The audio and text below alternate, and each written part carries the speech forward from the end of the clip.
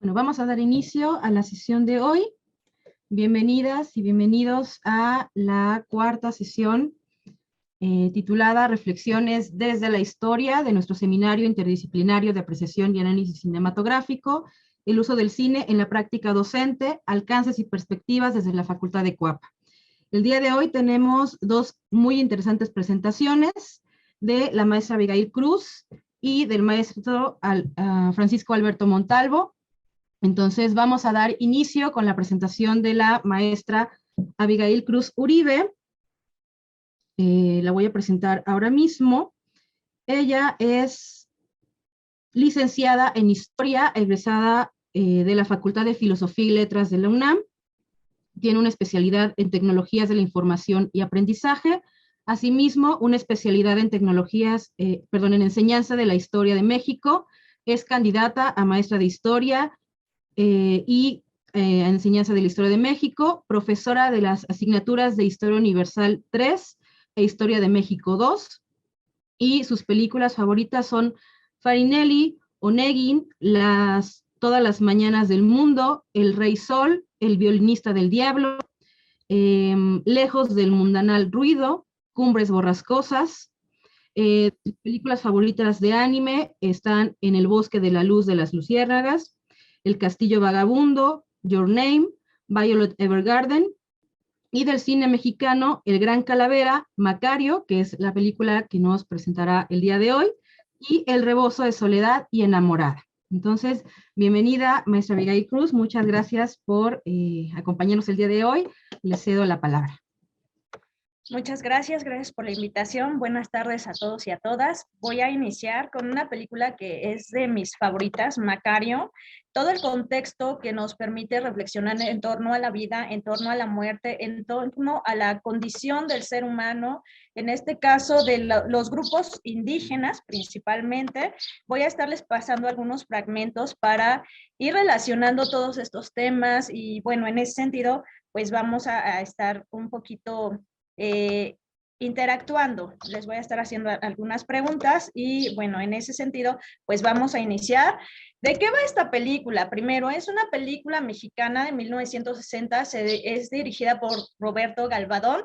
El guión es escrito por Emilio Carballido, quien hace muchas modificaciones en torno al cuento original de Beat Raven. En ese sentido, pues sí retoma algunos aspectos muy importantes. Sin embargo, va modificando el guión y al final nos permite configurar, tejer estos hilos entre lo que es el cuento, entre lo que es el guión. Y entonces trata de acontecimientos entre un indígena, Macario, que vive en la pobreza total, en la marginación, y sus reflexiones sobre el deseo, sobre la muerte. Por eso se va entretejiendo parte de lo que es la vida, la muerte, el aprendizaje, el destino, de manera fabulosa. Entonces, esta adaptación se basa en los cuentos de la muerte madrina y El ahijado de la muerte de los hermanos Grimm. Algunos de los críticos consideran esta película como la máxima culminación de la época de oro del cine mexicano, y dentro de todo el contexto de la lista de mejores películas, de acuerdo a 25 críticos y especialistas de 1994, pues resulta que decidieron que ocupa el lugar 59. Cuando se presenta tuvo severas críticas, pero más allá de ello, pues el trasfondo y el aprendizaje, la reflexión, pues da mucho para compartir con nuestros estudiantes, para analizar, para conocer el contexto que parte de una época colonial y de ahí pues abarcar muchos tópicos como es la situación del indígena en el pasado, en el presente. Y entonces, esta es la primera película nominada al Oscar como mejor película extranjera. En ese sentido, pues empecemos a reflexionar. Es un género que mezcla lo fantástico, que mezcla lo etéreo, en donde esto se va entretejiendo, se va desvaneciendo y siempre pues juega entre pasado, futuro, en donde nos deja un final abierto. Nosotros decidimos qué pasa con este personaje de Macario, difícil de aprender, de tomar todas estas cuestiones. Y con base en esto, pues la parte de la fantasía, de lo fantástico, se escribe con con estas cuestiones tan ambiguas que nos generan la duda, que nos permite reflexionar en torno a qué decisiones nosotros tomaríamos en lugar del personaje.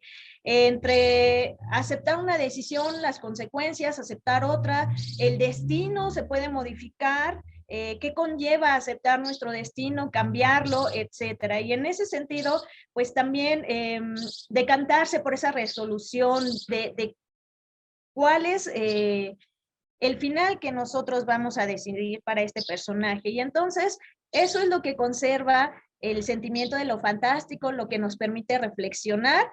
Y entonces, pues, ¿de qué va? Aquí tenemos una imagen de Macario con su esposa, sus hijos, y en ese sentido, pues es un indígena leñador que vive en un pueblo rural. El contexto se desarrolla en la época novohispana, y desde ahí podemos ver la situación, la problemática de los indígenas, las penurias que afronta pues esta clase marginada, de ahí en el antes, en el después, que tanto ha cambiado pues esa situación.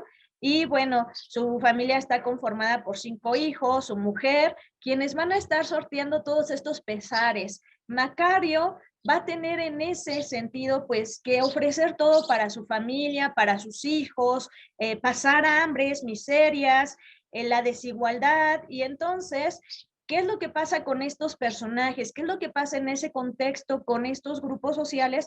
Pues el hambre y la muerte como las únicas posesiones, lo único que tenemos seguro, pues va a ser nuestra muerte, ¿no? En ese sentido, son algunas de las frases que podemos encontrar en esta película. Esta película se hizo a color en 2021 por un chiapaneco, quien pues a través de estudió ingeniería en software, pudo mejorarla, pudo hacerla en HD. Entonces nos permite pues ver y disfrutar mucho más los paisajes. Y entonces, en todo este contexto, pues el sufrimiento del personaje, de los hijos, las hambres, la hambruna, la necesidad, el deseo, pues es la parte de todos los hijos del campo mexicano, que hasta la actualidad pues viene esa cuestión, qué tanto ha cambiado, qué tanto se sigue dando apoyo en la Sierra de Guerrero, qué tanto ha cambiado la situación con base en todos estos elementos, en donde hay escasez de alimento, hay injusticia social, desplazamientos forzados. Y entonces todo esto lo podemos ver a través de esta situación del protagonista, que pues tiene un deseo. Todos nosotros en algún momento de nuestra vida hemos deseado algo para nosotros mismos, algo que pues no queremos compartir, ¿no? Entonces ese es otro punto de la reflexión, que hemos tenido o que hemos deseado para solo nosotros mismos, nosotras mismas, y esa obsesión del personaje de comer, de saciarse. Entonces, pues su deseo era comer un guajolote, y no, hasta no obtenerlo, pues no probaría bocado, todo lo daba por los hijos. Y entonces en esos argumentos, pues él siempre expresa este anhelo, esta necesidad, esta parte de pues saciar pues tanto la parte espiritual como la parte material. Y entonces en todos estos elementos pues va a resultar brutal esta parte de la frustración de los personajes, de la necesidad, principalmente de Macario, la esposa que busca complacerlo. Y en este contexto, ahorita vamos a ver algunos fragmentos, pues tenemos el sueño, uno de los sueños de Macario, en donde es titiritero. El contexto se desarrolla en días de muerto, en donde pues todo está colorido, en donde se hace la reflexión sobre los difuntos que visitan a los familiares. Y en ese sentido, pues hasta los mismos difuntos tienen un contexto determinado, tienen una ofrenda determinada. Y bueno, quienes nacen pobres, hasta en el más allá continuarán con las pequeñas ofrendas que les pueden ofrecer. Y entonces, en ese sentido, pues tiene un sueño, maneja unos títeres, y podemos ver esos contrastes entre los que tienen en abundancia, se sacian, y aquellos que solo observan, que viven en la miseria, que necesitan, que tienen hambre. Y en todo esto, pues es un punto de esa frustración, de esa necesidad. Y el otro es cuando La esposa roba un pavo, también tiene que ver con la forma en que son tratados las minorías, los grupos indígenas, a veces humillados, a veces denostados, y entonces roba de su patrona, porque se dedicaba a lavar la ropa ajena, pues un pavo. Y entonces frenéticamente llega y busca dónde ocultarlo, y donde quiera que ella va a buscar ese lugar perfecto para esconder el pavo, pues se encuentra hambre. Por ejemplo, un perro que está buscando la oportunidad para robarle el pavo, unos buitres, los niños que están pendientes también de qué está haciendo su mamá, y en ese contexto pues vamos a ver dos pequeños fragmentos sobre esta parte. Me dicen si lo pueden visualizar, por favor.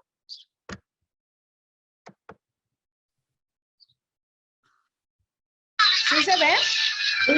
Sí, sí se ve. Ok, gracias. Voy a trazarlo un poquito más.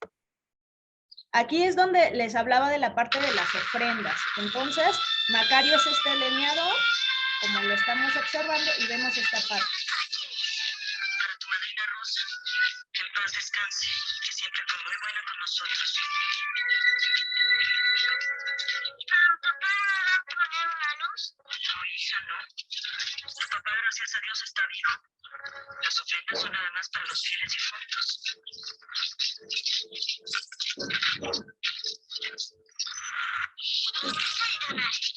Están poniendo una ofrenda grande. ¿Cuándo no? Esos hasta los muertos les han de presumir con lo que no tienen. Nosotros no. Esto comemos, esto comen nuestros difuntos. Bien, entonces pues aquí podemos ver uno de los ejemplos que les estaba mencionando. Vamos a la segunda parte del sueño de Macario, en donde pues analizar estos contrastes, esta necesidad de poder saciarse, poder consumir algo por alguna vez en la vida.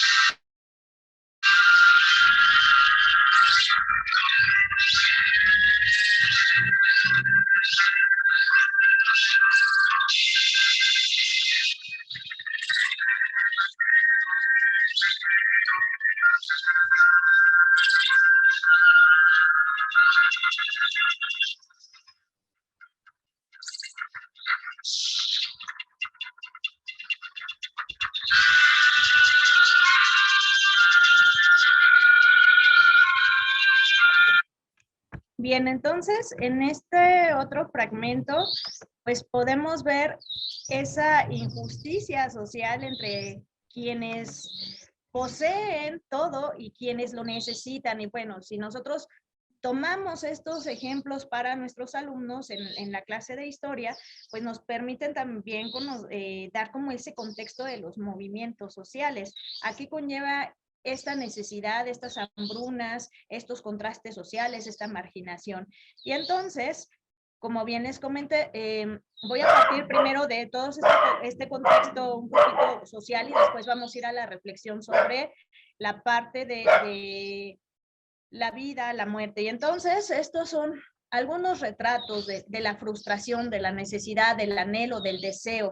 Y en ese sentido, pues esta condición de pobreza, ahí está la imagen de la mujer buscando pues prácticamente dónde esconder el pavo, es un detonante, es un anhelo en el que pues se genera esa duda entre ese deseo y el deber ser, que es una parte muy importante.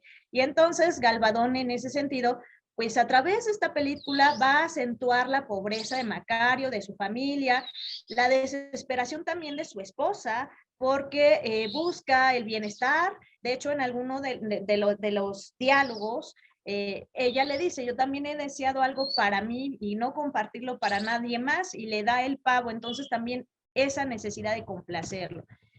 Y entonces, otra cuestión muy interesante, hablando pues de todo este contexto de marginación, de exclusión, de necesidad, en la película pues podemos ver que la mujer de Macario pues es maltratada, no le pagan lo que se debe, y en ese sentido pues también como a manera de protesta, de inconformidad, roba el pavo de su patrona en ese contexto, hablando de esos términos. Y entonces, esto pues genera que pueda complacer al esposo, que también pues tenga acceso a algo que sería muy complicado porque pues viven al día.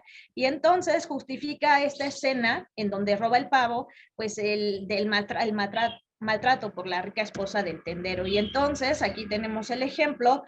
Nos muestra todos estos aspectos sociales que se viven en la época, el abuso de la gente del poder en contra de los pobres, algo que prevalece hasta nuestros días. Y otro punto muy importante es que cuando Macario, vamos a verlo en un momento más, les voy a explicar, va a comer y por fin va a cumplir su deseo, tiene que pasar como por 3 personajes que le ofrecen para que les comparta el pavo, le hacen ofrecimientos al personaje y al final termina aceptando el ofrecimiento de la muerte. Esta como recompensa por haberle convidado de su pavo, pues le da un agua milagrosa que cura.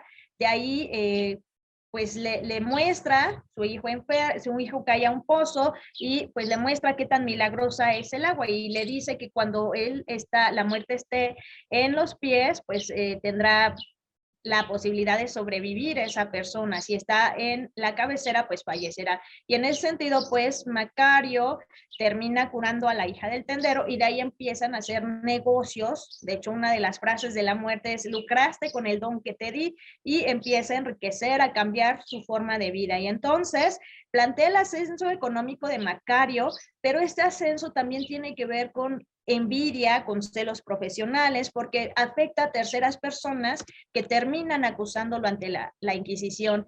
Y entonces, en ese contexto, en una sociedad como la que se presenta en la historia, no se puede escalar sin perjudicar a alguien que ya esté más arriba. Y entonces, pues Macario empieza a curar a aquellos que no, pues beneficia al carpintero que hace los ataúdes, y pues el médico empieza a perder su trabajo. Y aquí viene pues esta parte de lo que les decía, el celo profesional, la envidia, el no permitir que alguien ascienda y pueda desarrollarse, ¿no? Es otro punto también, los sentimientos, las emociones que emanan del ser humano, que pueden ser buenas, pueden ser malas, y cuando se van hacia el lado oscuro, pues pueden afectar y buscar de cualquier forma el ver subyugado a quien se considera superior o a quien no les cae bien, por ejemplo.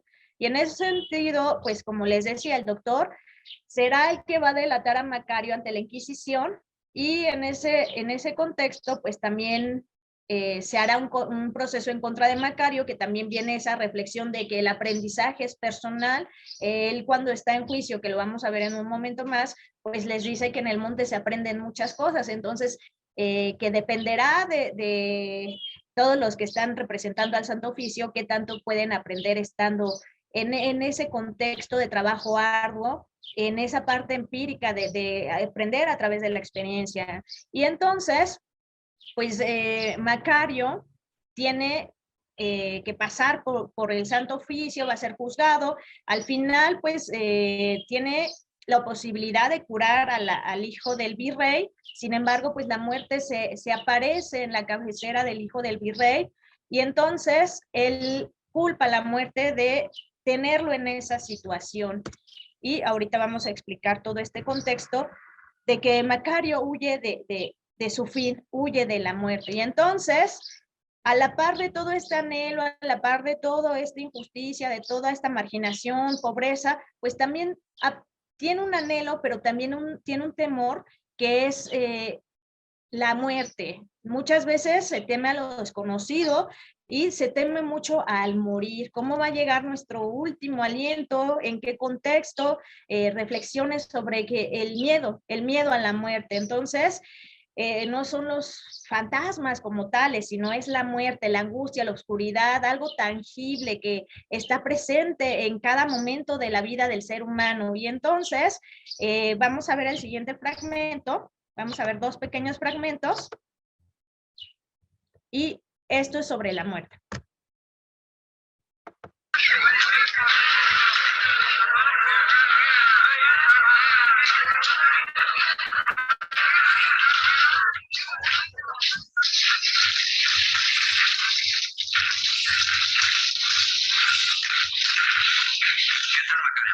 Espérate un momento, porque hoy la muerte nos da mucho trabajo.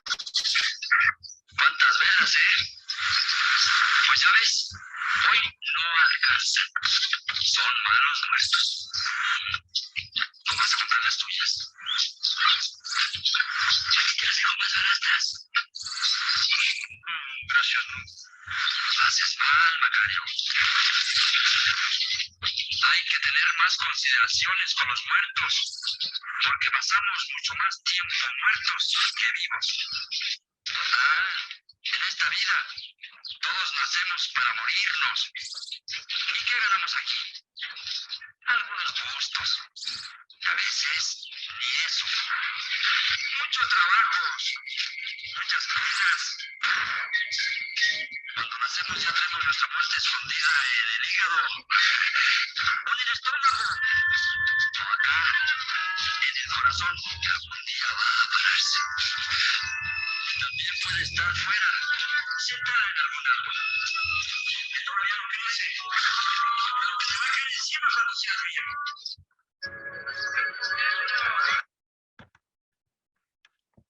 Entonces, a través de este diálogo, pues creo que es una reflexión sobre, pues, qué nos ofrece la vida. Y en ese sentido, pues sí me gustaría un poquito para, pues, llevar a cabo este diálogo que me comentaran dos participaciones con base en lo que se acaba de ver, pues qué reflexión conlleva, para qué, cuál es la finalidad en nuestra vida en el sentido de lo que está diciéndole a Macario, este personaje.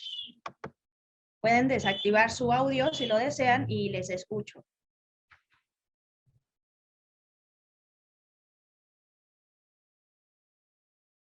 Ok. Voy a continuar y al final, pues si tienen algún comentario. La maestra María Francisca tiene su manita levantada. Sí, por favor, gracias. Hola, buenas tardes. Buenas tardes. Fíjense que desde la sociología y bueno, pues seguramente también otras teorías dentro de las ciencias sociales, pero desde la sociología hay un teórico contemporáneo del siglo XX, alemán, que se llama Norbert Elias. Y dentro de los trabajos que él desarrolla hay una explicación muy interesante que él hace a partir de, bueno, él es de origen judío, en Alemania, en siglo XX, pues le toca vivir todas estas experiencias o historias de la Primera Guerra Mundial, la Segunda Guerra Mundial, la persecución a los judíos y demás, ¿no? Entonces, desde luego eso influye mucho en las teorías que él desarrolla. Entonces, hay una explicación que hace sobre la vida y la muerte, y menciona que en la sociedad moderna o en la sociedad contemporánea, en toda esta idea, incluso si queremos complementarla con la perspectiva que nos explica que la sociedad en la que vivimos actualmente es de riesgo, la sociedad del riesgo que le llaman también, porque no hay nada certero, no hay nada que nos permita vivir con la certeza de lo que va a pasar al día siguiente o en unas horas, ¿no? O sea, todo es una sociedad cambiante, en constante transformación. Bueno, agregado a esto, esta perspectiva de Elías sobre la muerte, él nos dice precisamente lo que se menciona en esta novela, lo que mencionan los personajes. Una vez que uno nace en sociedad o incluso en el mundo natural, lo único certero que tenemos es la muerte. Y desde ahí hace todo un desarrollo, toda una explicación de la sociedad contemporánea, principalmente en el siglo XX, y más desde los contextos de guerra, la Primera Guerra Mundial, la Segunda Guerra Mundial y todo esto, ubicándolo en Europa. Y también habla o desarrolla, por ejemplo, que de ahí enlaza el concepto de la muerte y su vivencia. Es decir, lo enfoca a varias situaciones en la vida y específicamente al caso de los enfermos. Y habla o relaciona esta percepción de la muerte junto con la soledad que sufre el enfermo, sobre todo cuando es en condiciones donde se le aísla o se le acondiciona en espacios muy reducidos o en espacios donde no puede interaccionar con otras personas como lo hacemos en la vida cotidiana.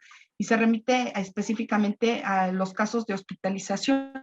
Y entonces analiza la muerte y su perspectiva desde el hospital.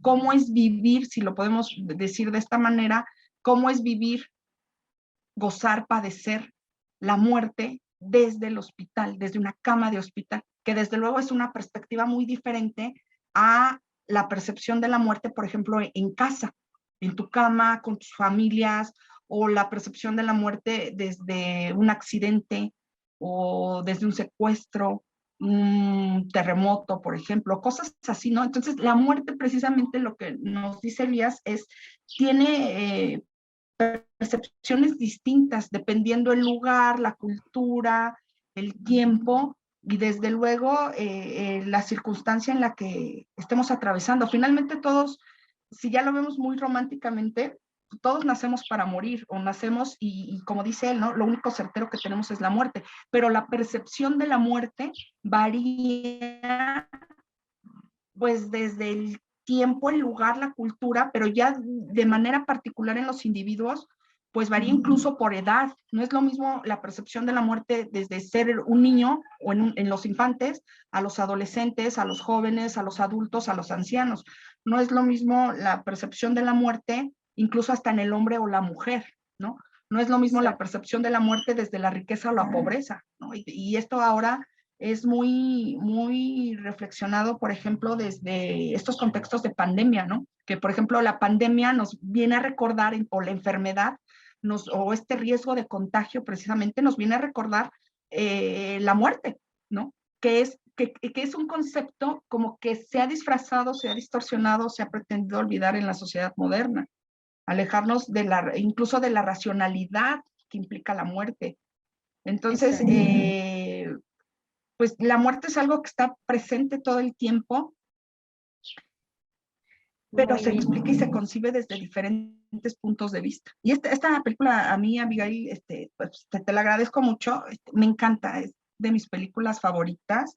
Sí. Y sí, o sea, todo lo que nos estás explicando lo puedes ver pues en la vida diaria, en la vida cotidiana, y lo puedes utilizar muy bien como objeto de estudio, de análisis en las clases. Me encanta tu propuesta. Pues muchas gracias, perdón por la extensión.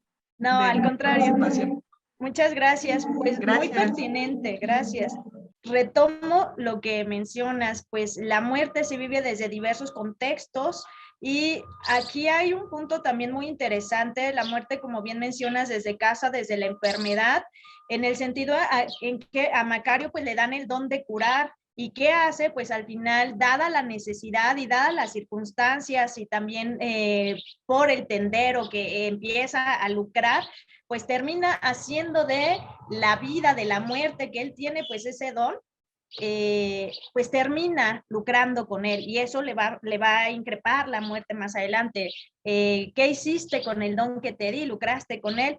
Y entonces viene un punto también muy importante en donde una de las frases, cuando nos hemos ya traemos nuestra muerte escondida en el hígado, en el estómago o acá en el corazón, que algún día va a pararse. O sea, en algún momento llegará nuestra muerte. En algunas comunidades indígenas se tiene la creencia que desde que nacemos, nuestra muerte está del lado izquierdo y cuando llega nuestro tiempo nos toca en el hombro y fallecemos de alguna u otra manera, intempestivamente. Entonces, a partir de este diálogo, pues viene esa reflexión filosófica, esa introspección. Macario tiene mucho miedo a la muerte, que es esa parte también, el miedo, el temor a cómo o cuándo vamos a morir.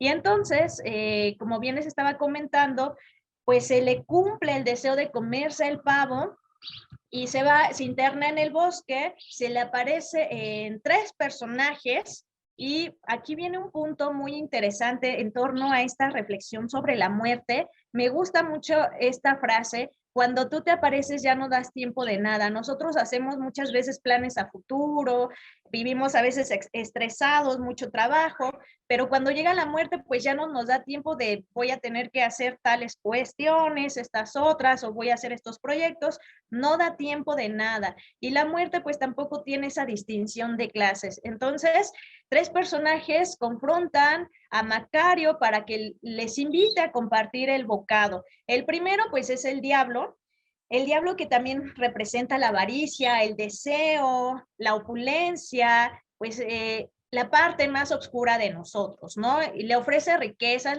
le ofrece sus espuelas de plata, le ofrece incluso todo el bosque y él le dice, pues Macario le responde, ¿a mí de qué me serviría si de todas maneras tendría que talarlo y seguir trabajando? Y además, pues el bosque pertenece a Dios. Las espuelas de plata le dice, pues a mí me cortarían la mano porque alguien como yo, o sea, sabe que él, dónde está en el contexto en el que se está desarrollando su condición social, le cortarían la mano por ladrón. Y entonces se niega. El segundo, pues es Dios que le dice que le convida, que le dé un pedazo de ese pavo. Y él rechaza la oferta porque lo que dice, lo único que tú quieres de mí va a ser una buena acción para que yo me arrepienta y regrese con mi familia y les convide. No te voy a dar porque tú eres dueño de todo. Y entonces, en ese contexto, pues el deseo de tener, de poseer algo único, ya tiene lo que él necesita, que es saciar su deseo, su apetito. Llega un tercero y en ese momento pues accede automáticamente, le dice, dame si quiero un pedazo, tengo una hambre milenaria, ¿no? Entonces la muerte que hace que Macario también se identifique con él, esa hambre de tanto tiempo, esa penuria, esa carga, en ese sentido pues ¿cuál sería nuestra elección? ¿A quién le convidaríamos? Y entonces Macario, muy listo, vamos a ver una parte más, pues decide convidarle a la muerte porque le dice, pues cuando tú llegas no das tiempo de nada, entonces mientras tú comes, yo también voy a poder disfrutar de este alimento. Vamos a ver este fragmento.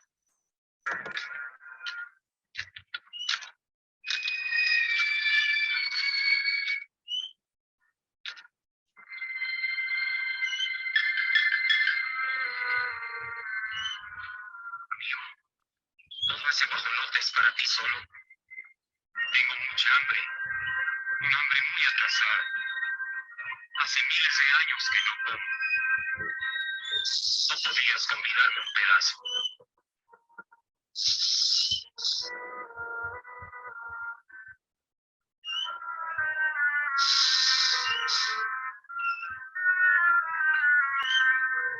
Yo sabía que no podía ser verdad. Era mucho pedir. Te voy a convidar cambiar. Voy a partir a la mera mitad.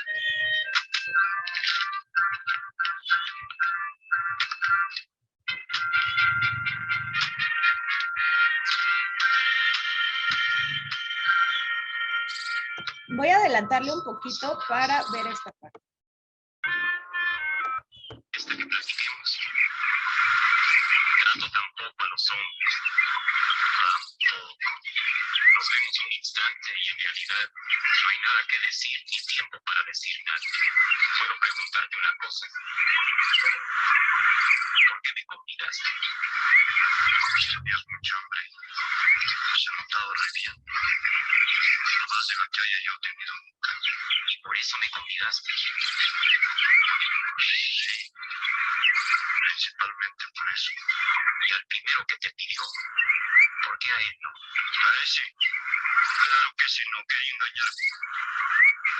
Sobre todo si no le di a mis hijos ni a mi mujer. ¿Crees que unas espuelas o unas cuantas monedas hubieran podido más que el gusto de mi familia? Pero, tú sabes, al segundo, ¿por qué no lo invitaste? Porque él es el dueño de todo lo que existe. De todo. A él nada más le importaba verme hacer un gesto. Después de invitarle habría corrido lleno de arrepentimiento a darle a mi familia y ya no habría comido casi nada. Y a mí, porque a mí sí. Dijiste que principalmente por mi hambre. ¿O entonces alguna otra razón? Pues la verdad, al mirarte pensé que ya no me quedaba tiempo ni de probar un bocado. Cuando tú te apareces ya no das tiempo de nada. Entonces... Bien, entonces aquí pues este diálogo. La muerte aparece cuando menos lo esperamos, no nos da tiempo de nada y bueno, ya voy a ir finalizando, no me va a dar tiempo de terminar. Entonces, más allá de la cuestión religiosa, de la cuestión pues del bien, del mal, de las virtudes, pues ya tengo lo que yo deseo conmigo, solo queda pues la muerte apartidista que no distingue en ningún contexto, que pues más allá de los vicios, de las virtudes, simplemente a todos nos llega en ese momento. Y entonces, como bien les comenté, no da tiempo de nada a la muerte y viene esta parte de el memento mori, ¿no? Voy a ir acá un poquito más adelante. Entonces, el memento mori, cuando se agolpa la vida, en los deseos y todo pasa como en un destello, ¿no? Nuestra vida, dicen que cuando fallecemos, pues pasa de manera intempestiva, si es por un accidente, pues como que pasan los fragmentos muy rápido. Y en este caso, pues a través de este film, podemos ver como ese memento mori, cuando Macario va a fallecer, pues todo lo que está viviendo, lo que está imaginando, porque al final su esposa lo encuentra y la mitad del pavo está pues consumida y la otra mitad está intacta. Entonces, fue un sueño, fue una realidad. ¿Qué pasó en ese contexto?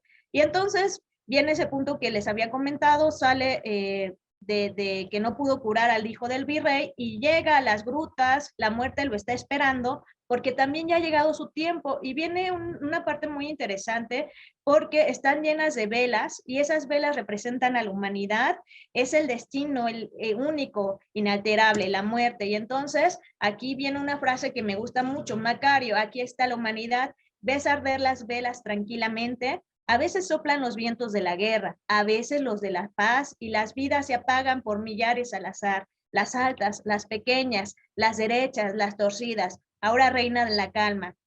Y entonces él dice, como una mariposa de ensueño, y él le pregunta, ¿y mi vela dónde está? Y estaba por consumirse, y Macario también se opone, no quiere morir, siente que no es el momento. Y entonces, ya para finalizar, hay mucho todavía que comentar, pero bueno, lo voy a sintetizar.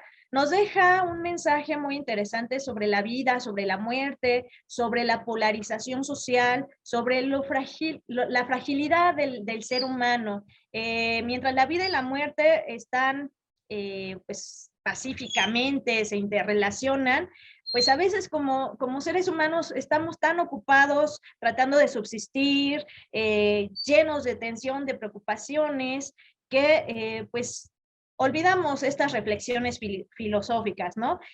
Muy curioso, Macario luchó por evitar su destino, pero al final lo alcanzó. Y entonces, pues lo único es disfrutar ese momento, disfrutar la vida, el aquí y el ahora, mientras llega el momento de abrazar la muerte. Pues eso sería todo. Muchas gracias. Me quedó como mucho por decir, pero les agradezco mucho. Sí, maestra, es que hay mucho que decir sobre esta película. Hay un comentario, de hecho, del profesor Guillermo, que dice, la locución latina memento mori, recuerda que morirás, suele utilizarse para identificar un tópico común en la literatura y el arte, como es la mortalidad del ser y por extensión la fugacidad de la vida, ¿no? Excelente presentación, maestra. Al final vamos a tener otro espacio de discusión, entonces podremos complementar, digamos, abrir el diálogo con los presentes. Y bueno, pasamos a la siguiente ponencia. Para eso nos va a presentar la maestra Alejandra Delgado. Te doy la palabra, Ale. Muchas gracias. Gracias, maestra Abigail, y gracias, Anaí. Bueno, entonces ahora pasaríamos a la conferencia del maestro Francisco Alberto Montalvo, que lleva por título Movimientos Obreros y Lucha de Clases desde la mirada de Germinal, de Claude Berry. Les voy a presentar al maestro Francisco Alberto Montalvo Velázquez. Es licenciado en Historia por la Escuela Nacional de Antropología e Historia, titulado con la tesis Conciencia y Partido de Clase, un epítome de la cuestión para México sobre la historia de las organizaciones marxistas de México durante el siglo XX.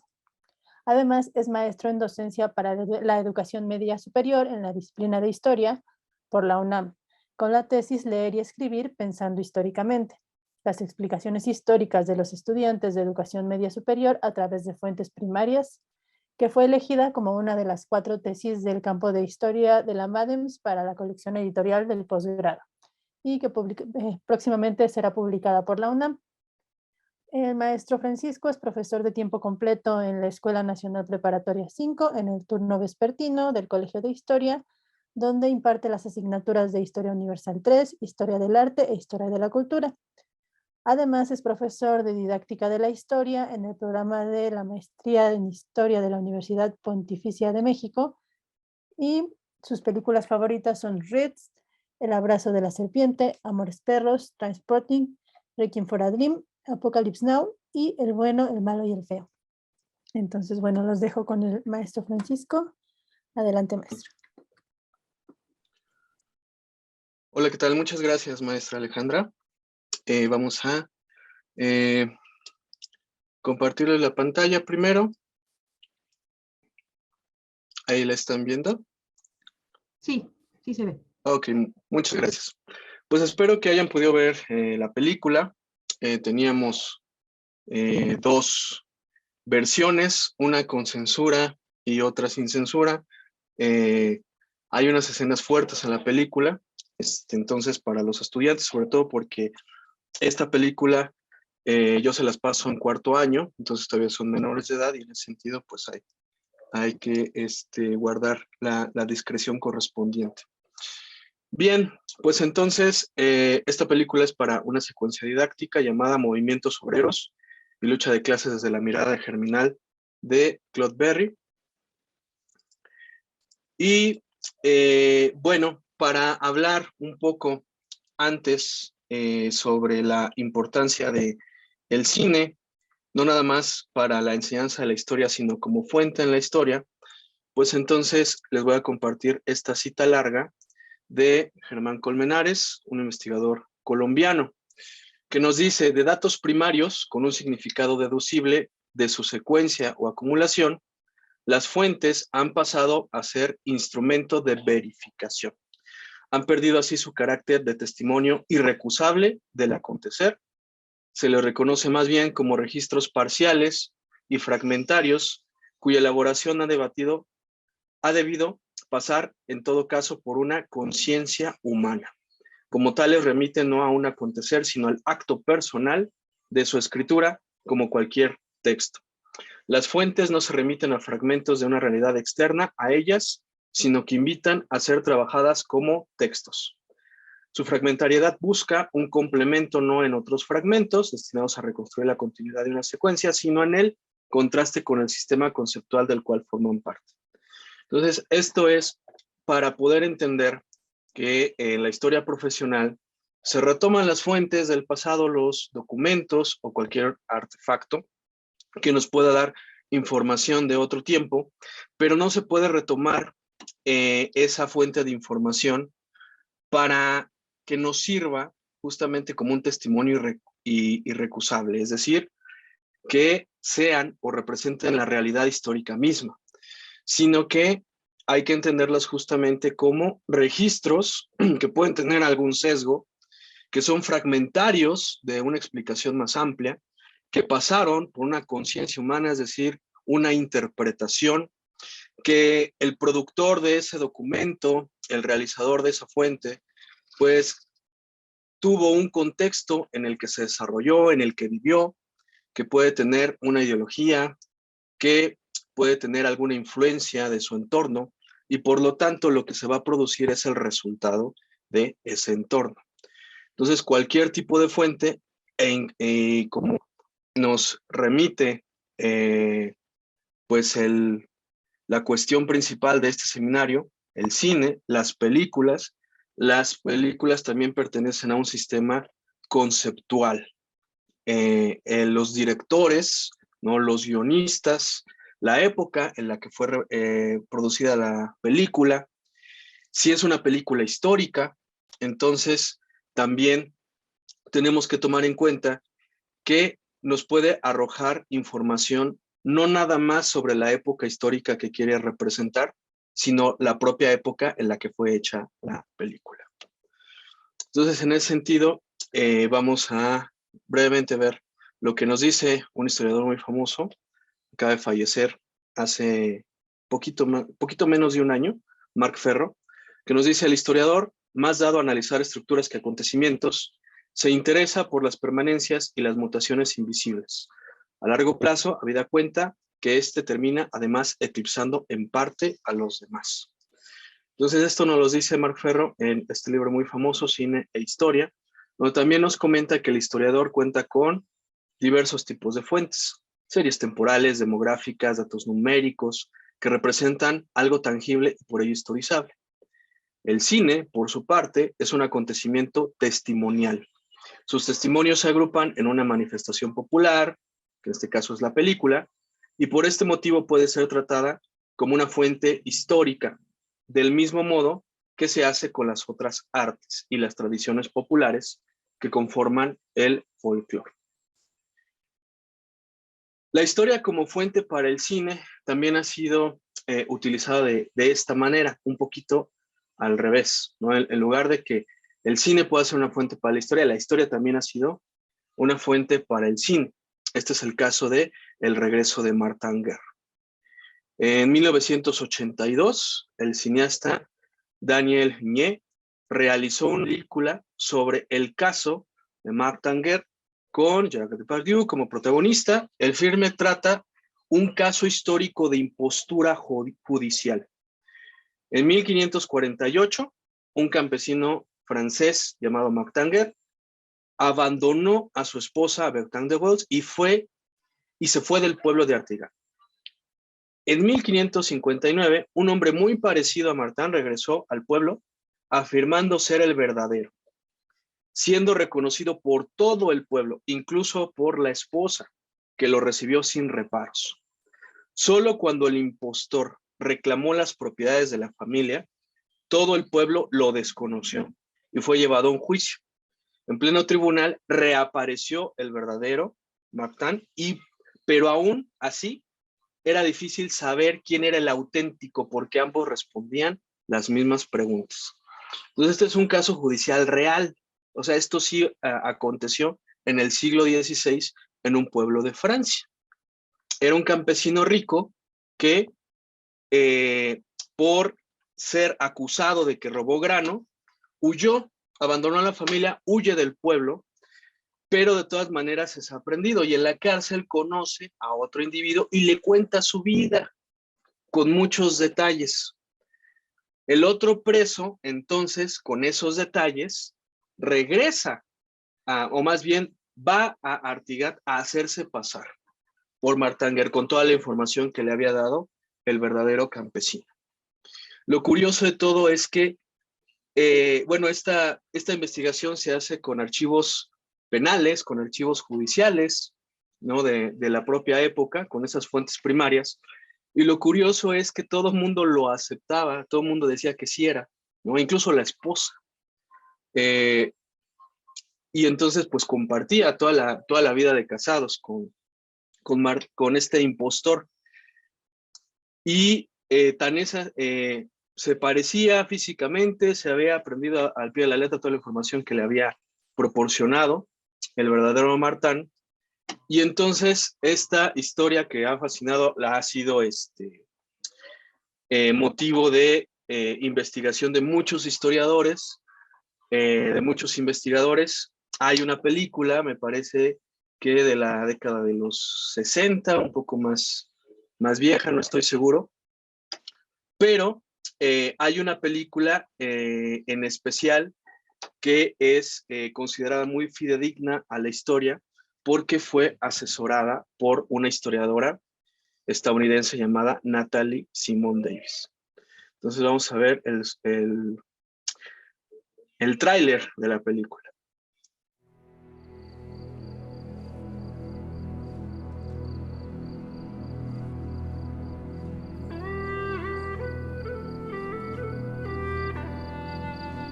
C'est cette nuit-là qu'il est parti. Et pendant tout ce temps, pas une seule nouvelle? Rien.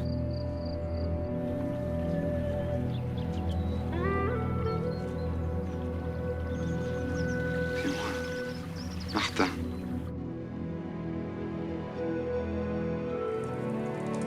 Qu'est-ce que tu as fait pendant tout ce temps? J'ai fait la guerre.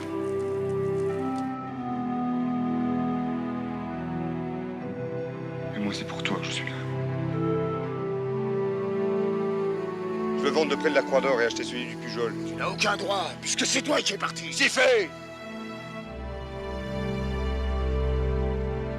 Tu as bien changé, non? Si on s'était tous trompés.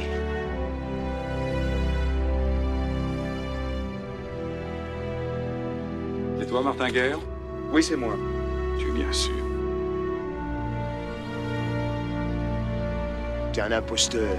Tu vas voir ce que tu mérites. Pourquoi je me serais fait passer pour un autre? Pour avoir une maison et une femme. Mais c'est ma maison! C'est ma femme! Je me suis dit, c'est peu qui me trompe, moi aussi. Alors il est votre mari? Oui ou non?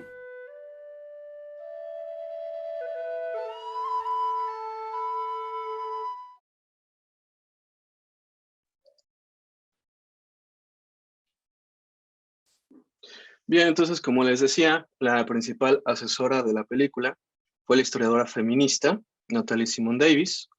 Un año después escribió el libro El regreso de Martanger, desarrollando una investigación histórica profesional. Hoy, ese libro es un ícono en la historia de la historiografía, porque en ella confluyen muchas de las corrientes metodológicas que se potenciaron tras la renovación de la historia profesional en la década de 1970.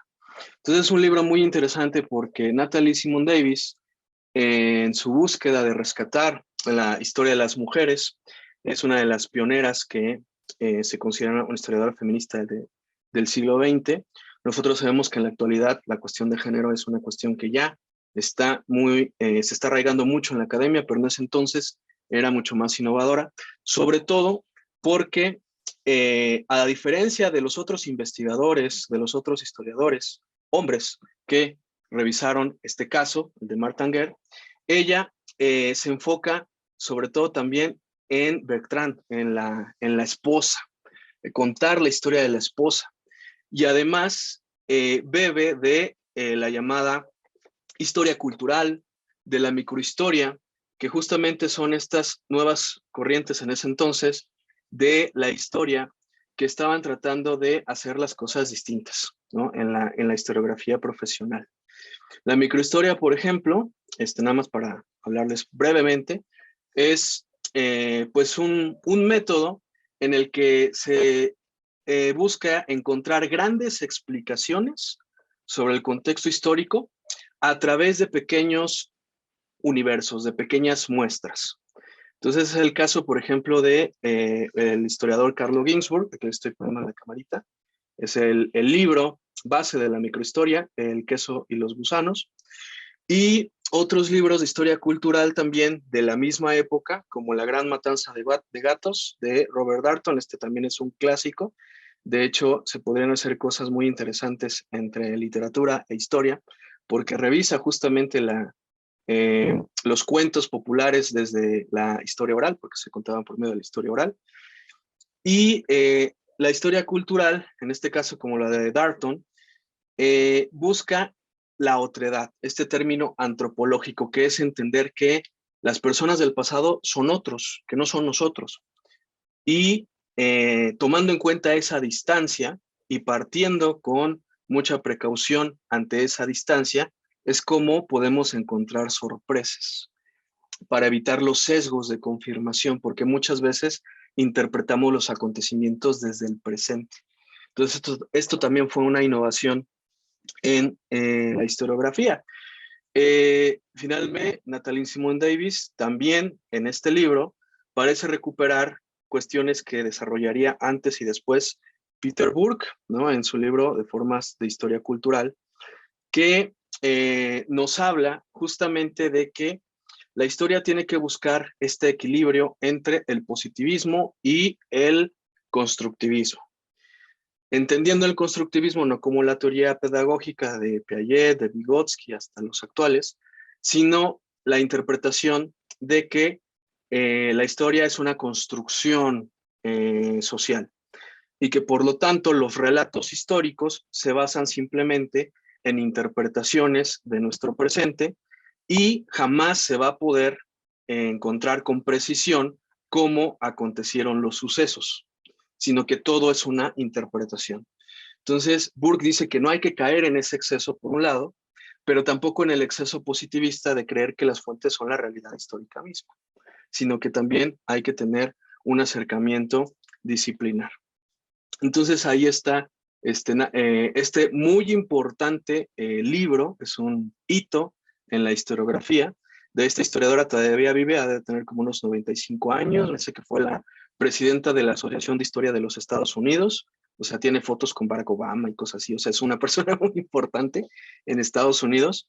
Y a pesar de que, bueno, su libro, que es de El regreso de Martha Anger, pues tenía esta concepción feminista del siglo XX, sus libros más actuales, como este que les estoy poniendo abajo, Mujeres de los Márgenes, ha desarrollado la historiografía feminista con las aportaciones más actuales, de los feminismos más actuales.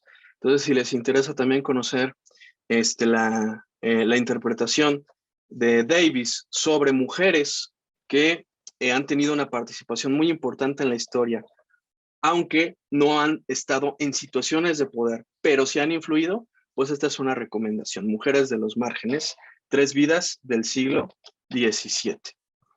Entonces, también para entender un poco la diferencia o este salto que hace esta película de 1982 a la investigación de Davis en 1983, pues que era leerles parte de los motivos de la propia autora. Dice, este libro es el fruto de una aventura, la aventura de una historiadora con una forma distinta de contar el pasado. La historia de Martha Anger es una vieja historia. Un rico campesino abandona a su mujer, su hijo, propiedades, no se sabe de él, o así lo cree todo el mundo, pero después la mujer dice que un impostor le ha engañado y lo denuncia ante los tribunales. El hombre en cuestión casi logra convencer a los jueces de que es el verdadero. En el último momento aparece el verdadero. Enseguida escribieron 2 libros sobre el caso, uno de ellos redactado por un juez tribunal, Fue un caso que dio lugar a muchos comentarios en Francia. Durante siglos se volvió a contar la historia en libros sobre impostores, famosos, causas célebres, en el pueblo pirenaico de Artigato, donde tuvieron lugar los acontecimientos 400 años atrás, y aún se acuerdan de la historia en el lugar. Inspiró una obra de teatro, 3 novelas, una opereta. Cuando leí por primera vez el relato del juez, pensé que era un tema excelente para una película. No es frecuente que caiga en manos de un historiador una estructura narrativa tan perfecta y con tanta tensión dramática sobre acontecimientos que sucedieron en el pasado. Por una coincidencia me enteré de que el guionista Jean-Claude Carrier y el director Daniel Vigne estaban trabajando en un guión sobre el tema. Tuve la posibilidad de unirme a ellos y de nuestra colaboración surgió la película El regreso de Martha Anger. Paradójicamente, cuanto más disfrutaba con la creación de la película, más deseos tenía de hacer algo que fuera más allá. Me sentí impulsada a profundizar más en el caso, a buscar su sentido histórico. Escribir para los actores y no para los lectores me planteaba un problema, me planteaba problemas nuevos sobre las motivaciones que podía tener la gente en el siglo XVI. Por ejemplo, sobre si les preocupaba tanto la verdad como la propiedad. Contemplar cómo Gerard Depardieu intentaba meterse en el papel del falso Martin me reveló nuevas formas de entender la hazaña del verdadero impostor. Tenía la sensación de poseer un laboratorio histórico personal del que no obtenía pruebas, sino posibilidades históricas. Pero al mismo tiempo la película se desviaba del relato histórico y eso me preocupaba.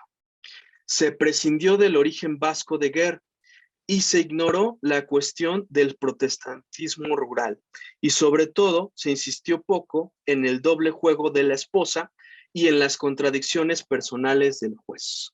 Es posible que estos cambios contribuyeran a que la película tuviera esa poderosa simplicidad que había convertido la historia en una leyenda, pero también hacía que fuera difícil entender lo que realmente había sucedido.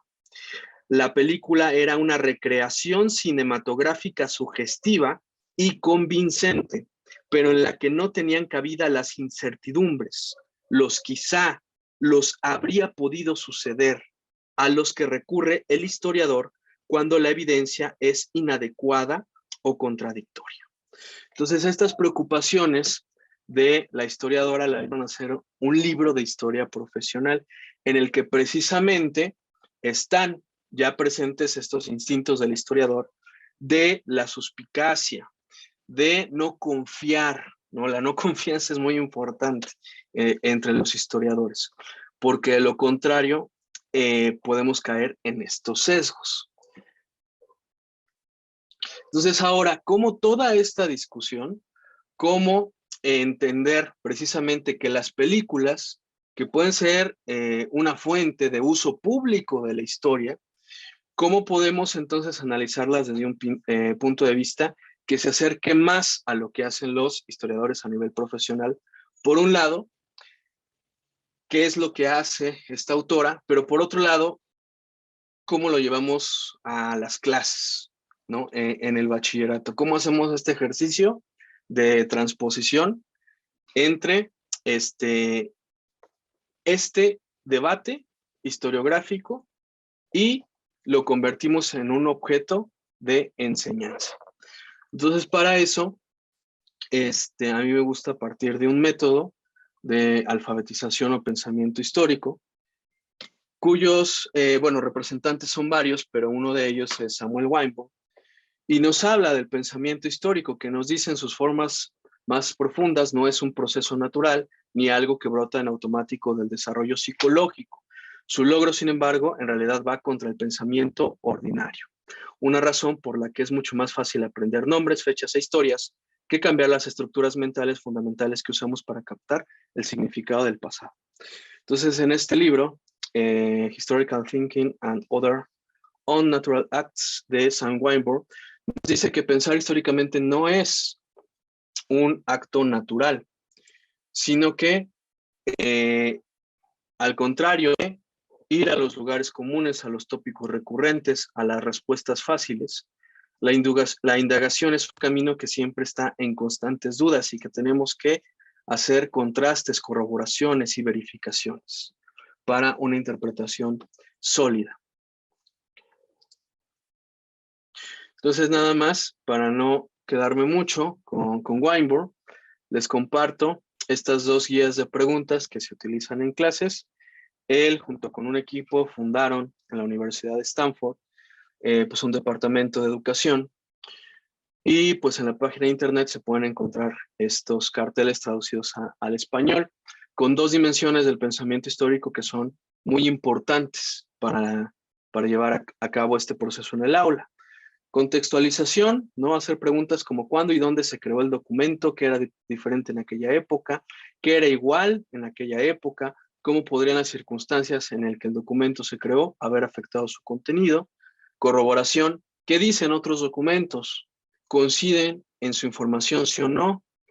¿Qué otros posibles documentos existen? ¿Qué documentos son los más fiables, confiables, verificables? Entonces, en ese sentido, podemos ir adivinando más o menos cuál es el sentido de las fuentes que yo les compartí, si las pudieron leer, en contraste con, por ejemplo, la película, que también les compartí y que es la que sí nos toca analizar más a profundidad. Entonces, partimos a la película, ¿no? Germinal, de 1993.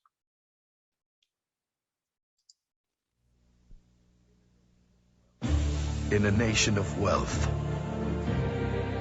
they had nothing.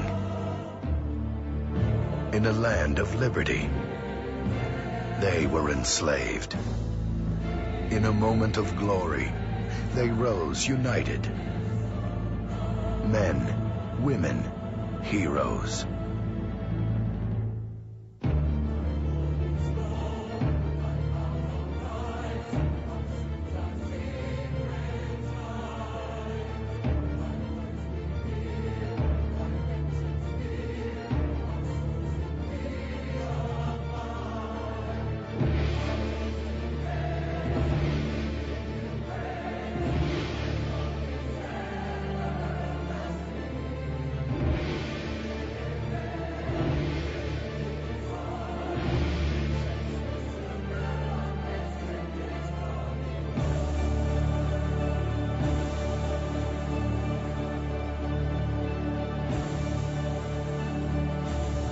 From director Claude Berry, an epic story of the human spirit. Germinal.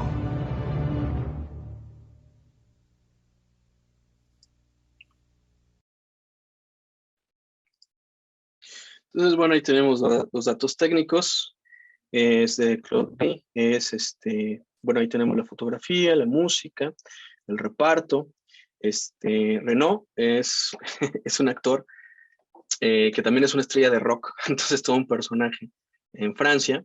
Ya ellos son mayores, son adultos mayores, porque la película es del 93, pues ya eran adultos maduros en ese entonces. Gerard Depardieu otra vez, ¿no? Así como el protagonista de la película del regreso de Martin Guerre, es un actor muy famoso de Francia. Fue Cristóbal Colón, la película de 1492, así se llama, ¿no? Y otras muchas películas. Es un personaje también polémico porque se exilió de Francia para no pagar impuestos. No sé exactamente dónde vive ahorita, pero gracias a eso no paga los impuestos, ¿no? Miu Miu es otra actriz famosa. Duración, 151 minutos. Cabe recordar que es muy importante en cuestión para analizar la película como documento histórico, indagar, por ejemplo, en la ideología política, en la formación, en el contexto del director, de los actores. Eso es muy importante. Ahorita no me voy a meter tanto en eso porque los alumnos lo hicieron y eso lo vamos a ver posteriormente. Pero entonces, los datos técnicos y luego la justificación de la película, ¿no? Trata del movimiento obrero, el tema de los movimientos obreros que nosotros vemos en el programa Historia Universal en la unidad 2, ¿no? Y lo hace a partir del nacimiento de una asociación minera en Francia en el siglo XIX, de la creación de una caja de resistencia y de los preparativos para una huelga general en defensa de los derechos de la clase obrera. La caja de resistencia es lo que utilizaban en las primeras huelgas, es una caja de ahorros. Es decir, los obreros, a falta de un sindicato, a falta de una organización que los protegiera de los abusos de la burguesía, de los abusos de la patronal, lo que hacían era dar parte de su sueldo, ¿no?, a un representante. Tenían su caja de ahorros porque si se iban a huelga les iban a dejar de pagar. Las leyes que actualmente garantizan el derecho a la huelga, pues se crearon después, a través también de la lucha obrera. Pero en ese entonces ellos tenían que ahorrar, porque si se iban a huelga, iban a poder sobrevivir mucho tiempo. Necesitaban de esa caja de resistencia. El contexto histórico general es el progreso tecnológico y la industrialización de la segunda mitad del siglo XIX, que transforma la economía, la sociedad y la vida. Tenemos aquí esta información que les comparto a continuación, es de una página de internet española, porque es una película más conocida en Europa, bueno, supongo que por razones obvias, pero al mismo tiempo es un recurso que se utiliza para las aulas mucho más en Europa, ¿no? Por ejemplo, en España, en Francia, aquí es poco conocida dentro del ámbito escolar. Y entonces, pues ahí tenemos muchos contenidos de la película que son importantes para los programas escolares, ¿no? Se muestra la importancia del carbón y la máquina de vapor, ¿no? Las duras condiciones de trabajo en la mina, la larga duración de la jornada laboral, los bajos salarios, los riesgos, ¿no? No tienen nada parecido a un seguro por accidentes de trabajo, a una indemnización, no se costea la seguridad con trajes especiales, ¿no? Con todo lo que tendrían que tener, algo que sigue siendo tan peligroso como es el trabajo minero. Hoy en día sigue siendo muy peligroso. O sea, en México tenemos experiencias como Pasta de Conchos, por ejemplo, donde murieron 65 mineros y no rescataron los cuerpos hasta varios años después. En China cada rato hay derrumbes en las minas. En Chile también, ese fue un ejemplo rescatable, muy rescatable, porque ahí sí hicieron todo lo posible para rescatar a los mineros, ¿no? No como en el caso de México. También se presenta el trabajo infantil y femenino, o sea, mujeres que estaban trabajando en la mina, que era indispensable para la economía familiar. Todos trabajaban, ¿no? Hay un personaje que es el abuelo, es el padre del personaje de Gerard Depardieu, de Majo, que ya no baja a la mina porque ya está muy enfermo. O sea, él tose y tose carbón, ¿no? Se muestra en la película. Ya solo se dedica a cuidar a los caballos, alimentarlos, que están alrededor de la mina, que sirven todavía como fuerza de carga para las vagonetas, ¿no? Se muestra también el funcionamiento de una colonia industrial, en este caso minera. Es un hábitat cerrado, ahí se encuentra la mina, están las viviendas de los obreros, pero estas viviendas son construidas por la empresa, por la mina, para que los obreros puedan estar cerca de el trabajo de la mina, y tienen que pagar renta. O sea, no es que tampoco se las hayan dado nada más porque sí. También tenemos las diferentes ideologías. Esto también es muy valioso para la unidad 2 y para la comprensión de la historia de la ideología de los movimientos sociales del siglo XIX. Pues tenemos aquí la historia liberal, la ideología liberal, que es la no intervención del Estado en la economía, los patrones. En ningún lado en la película se ve que los obreros se puedan ir a juicio, que puedan demandar a la minera, que le planteen leyes laborales, ¿no? El Estado está completamente ausente. Es una lucha de clases entre obreros y patrones. Entonces, no existe ningún tipo de regulación del trabajo, no existen leyes laborales. En el caso de México, por ejemplo, está el artículo 123. En una de las fuentes que les compartí está la historia de la jornada laboral de 8 horas. Eso está completamente ausente en la película. Y luego tenemos, esta ideología, pues es la de la burguesía, ¿no? La de los patrones. Luego tenemos las ideologías obreras. Está la anarquista, reflejada por Subarín.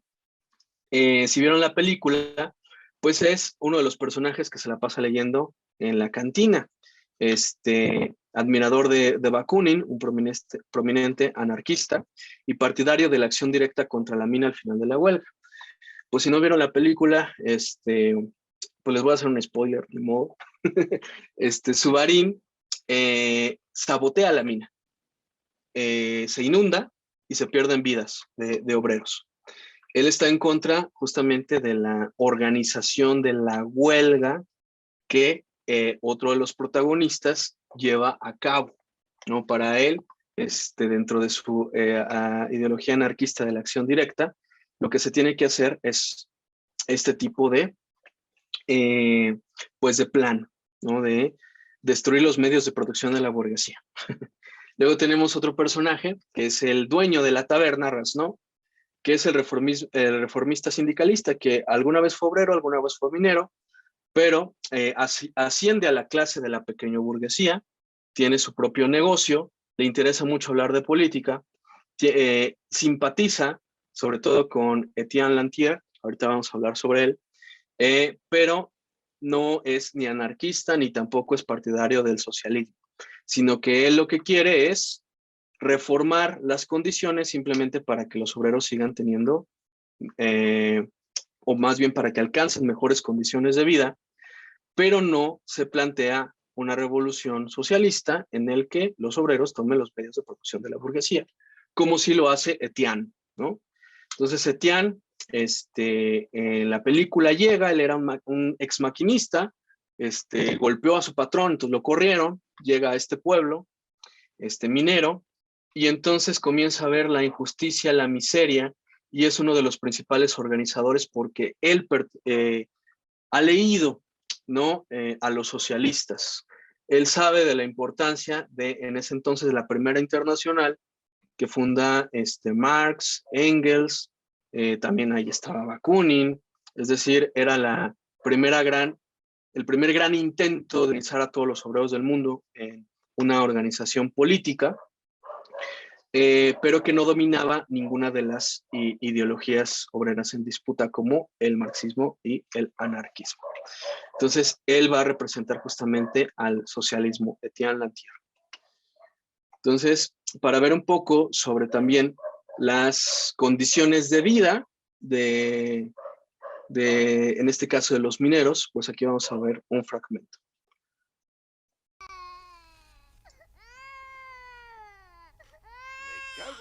Ya es la hora. Catherine, ¿eres tú? Sí, papá, acaba de sonar. Date prisa, Gandula. Si no hubieras bailado hasta tan tarde, nos habrías despertado antes. Era domingo.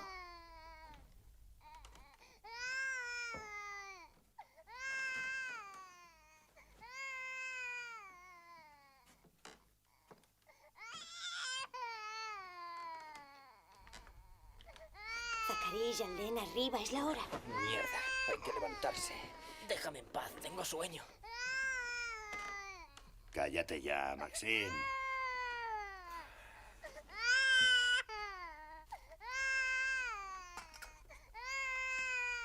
Dame a Maxime, tiene hambre. ¿Te vas a callar o no, eh?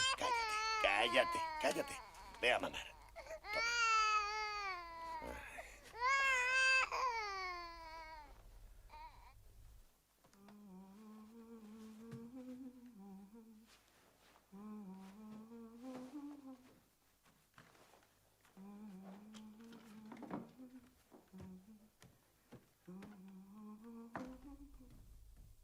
No tengo ni un céntimo. ¿Ya te has gastado el dinero? Hoy es 23 y somos 10 a comer. Y Migra. Le debemos 60 francos. Ayer me dio con la puerta en las narices. Menudo cerdo. Se me ha acabado hasta el café. Me quedan 2 céntimos. Guárdalos para tomarte una jarra. Dentro de 6 días nos pagan. Bueno, las cosas son así. Apáñatelas como puedas. No sirve de nada lamentarse. Será mejor que vaya a trabajar. Bien. Hasta la tarde. Hasta la tarde. Apaga la lámpara. No quiero ver el color de mis pensamientos.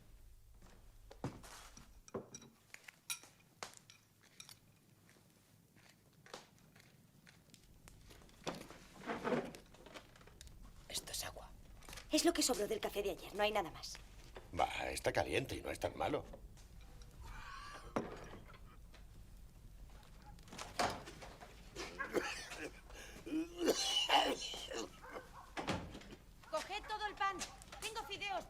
pequeños. Sí, mamá, es lo que he hecho. Bien, daos prisa. Vamos a llegar tarde.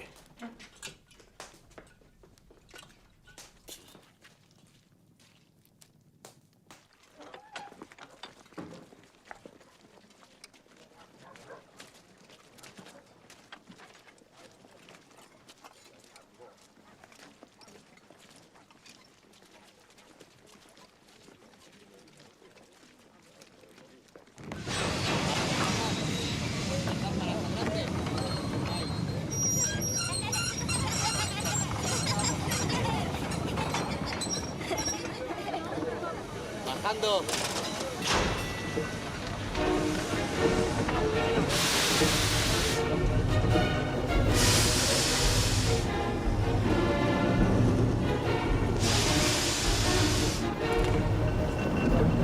Hola, Soberín. Hola. Ahora ¿Cómo vais? De acuerdo. Buenos días. Buenos días. No, de nada. Hasta luego.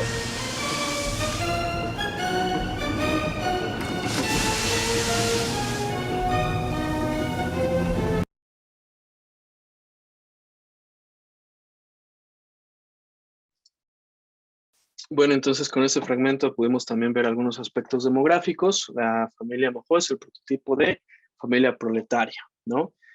Podemos observar elevada natalidad. O sea, 10 personas viven en la misma pequeña casa, no tienen habitaciones propias, duermen prácticamente hacinados en la misma habitación, no hay intimidad, ¿no? La hija mayor se cambia enfrente de todos. Hay una alta mortalidad infantil. Ahí veíamos cómo los niños están bajando por el elevador a la mina, porque también trabajan en la mina. Otro spoiler, se muere uno de los hijos de esta familia. Otro de los hijos tiene un accidente en el que se fractura la pierna. Entonces hay una baja esperanza de vida, ¿no? También otro de los aspectos que podemos ver es en la película más adelante, pues va a ser la huelga, los esquiroles y la represión. Lo que sucede es que en la película se muestra cómo a ellos les pagan por vagoneta de carbón que están extrayendo. Se les paga a destajo. No tienen un salario fijo. Entonces, si producen más, pues les pagan un poco más. Si por alguna razón producen poco, así les van a pagar. Y una de las polémicas es cuando no están estivando bien, que es poner estos polines de madera justamente para evitar que se caiga la mina. Este trabajo no lo hace alguien profesional o alguien encargado, ¿no? Lo tienen que hacer los mismos mineros. Cuando baja uno de los ingenieros, que es, bueno, bueno, es que ahí también hay una subtrama en el que este profesional engaña al director de la mina. Bueno, la esposa lo engaña al director de la mina con este ingeniero. Cuando baja y ve que está mal estivado, los multa, ¿no? Y les dice que les va a bajar de su salario que no estén estivando. Pero los mineros no quieren perder tiempo en estivar porque saben que ese tiempo de trabajo socialmente necesario para producir la mercancía es para el carbón, no para estar estivando. Entonces, por eso no lo hace, ¿no? Entonces, justamente por todos estos factores, se van a huelga, ¿no? Y lo que decide hacer la minera es contratar mineros belgas. Esos son los llamados esquiroles. Entonces, en la película hay una confrontación entre los mineros franceses y los belgas y la represión. O sea, porque la única parte donde se ve el Estado es cuando mandan a los soldados a evitar que los obreros detengan la producción con los esquiroles. Y entonces disparan los soldados en contra de los mineros manifestantes.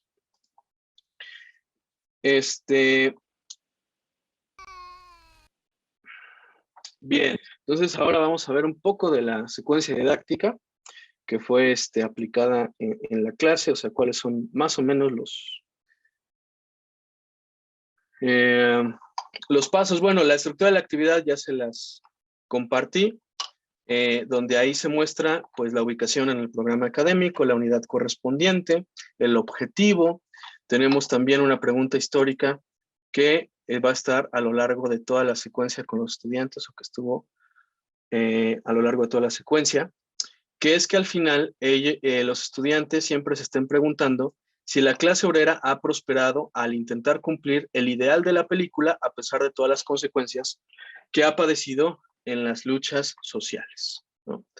La meta es que ellos produzcan una crítica cinematográfica en forma de video, es decir, un video ensayo, donde vean aspectos cinematográficos, pero también hagan una corroboración con las fuentes que se les proporcionaron. Me parece que fueron 2 las que les compartimos, que es la de la historia de la jornada de 8 horas, y una fuente de Engels, la situación de la clase obrera en Inglaterra, que a pesar de ser otro país, pues nos puede dar una idea de cómo vive la clase obrera en Inglaterra, en el East End, en Londres, en condiciones también muy, pero muy deplorables, ¿no? Entonces, para que hagan ese contraste los alumnos, alumnas, entre lo que se ve en la película y lo que cuenta Engels en la fuente. Y bueno, hay algunas actividades previas.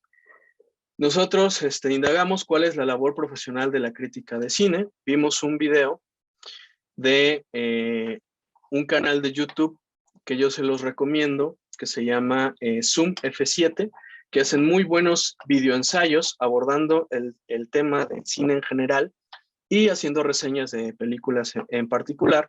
Me parece que son desde estudiantes de lo que era el CUEC, actualmente es la Escuela Nacional de Estudios Cinematográficos, y otros profesionales que se dedican a ello, ¿no? Entonces aquí el objetivo de esta actividad era primero para que los estudiantes vieran cuál es la diferencia entre hacer una crítica profesional de cine y lo que hace pues el amateur youtuber, que pues son muy populares entre los alumnos, sobre todo a los que les gusta el cine. Hay muchos de ellos, ¿no? Como, ¿cómo se llama? Bueno, argentinos, mexicanos, que hacen más que nada reseñas de las películas y pues la gente promedio piensa que eso es una crítica más profesional, pero la crítica tiene que ir más allá de ello, como indagando en preguntas centrales como quién, cuándo, dónde, por qué, sobre el director, sobre los trabajos previos del director, sobre la participación, sobre la participación de los guionistas, de los actores, y como les decía, la época en la que fue creada la película, porque no es lo mismo Germinal, la versión de los años 60 que la de 1993. También es muy importante porque la de 1993 se hace en un contexto en el que estaba cayendo la Unión Soviética, que cae en el 92. Y en ese sentido se ponen en duda los marxismos, las ideologías, justamente por lo que estaba pasando en esa época. Entonces el hecho de que se estuviera haciendo una película en el 91-92 con esa temática, obviamente que influye en el resultado que se muestra en 1993. Luego, ejemplos de crítica cinematográfica. Hay otro canal de YouTube de Fernanda Solórzano que se llama Cine Aparte, donde está reseñando la película de Guasón. Y entonces hay unas preguntas que los alumnos tienen que contestar sobre esa película, porque entonces ellos aprenden a ver cuál es la diferencia entre una reseña un poco superficial y lo que viene siendo un video ensayo, ¿no? Aquí, por ejemplo, Fernanda Solórzano habla de las versiones previas que dentro de los cómics, cómo desarrollaban el personaje y cómo la nueva visión de este director en esta película que fue tan famosa y que incluso ganó Óscares, ¿no? Entonces eso también es interesante que vean el contraste. Y un texto de Frías no, este es de Jorge Ayala Blanco, que es un histórico crítico de cine mexicano. De hecho, acaba de cumplir años. Ayer hasta las páginas de la UNAM lo felicitaron, le dedicaron una reseña a Jorge Ayala Blanco, que escribe una reseña, una crítica sobre la película Ya no estoy aquí. Ya no estoy aquí es una película que pueden encontrar en Netflix, que habla sobre un joven de Monterrey que vive en una cultura, una subcultura efímera, que se llama Colombia con K, donde bailan cumbias, pero con una estética que se parece a los cholos estadounidenses. Este chico tiene que huir de Monterrey por culpa de la guerra contra el narcotráfico de la época de Felipe Calderón, y entonces se desarraiga de su propia cultura en Estados Unidos. Es una muy buena película, muy interesante, y ahí del director Frías de la Parra, y ahí Jorge Ayala Blanco hace la reseña correspondiente. Entonces, cuando los estudiantes tienen estos materiales, reflexionan, entonces ya comienzan a abordar propiamente la película. Se les pide que llenen la ficha técnica de la película con información que pueden encontrar ellos en páginas como Film Affinity, ¿no? Nos recomendaba el profesor Ernesto la sesión pasada. Entonces yo también les recomiendo esa página para que puedan encontrar datos generales sobre la película. Y luego comenzar se les comparte ya la película, ¿no? La versión censurada, y empiezan a contestar preguntas por equipo sobre la película. Yo lo tengo así, es la misma actividad, pero yo los divido por equipo. Entonces aquí son 5 personas, aquí son otras 5. Entonces la siguiente actividad es llenar una ficha de contenidos donde los alumnos ya puedan analizar las fuentes que hablan sobre la época histórica, ¿no? Entonces tenemos la situación de la clase obrera en Inglaterra de Engels, que ya les compartí.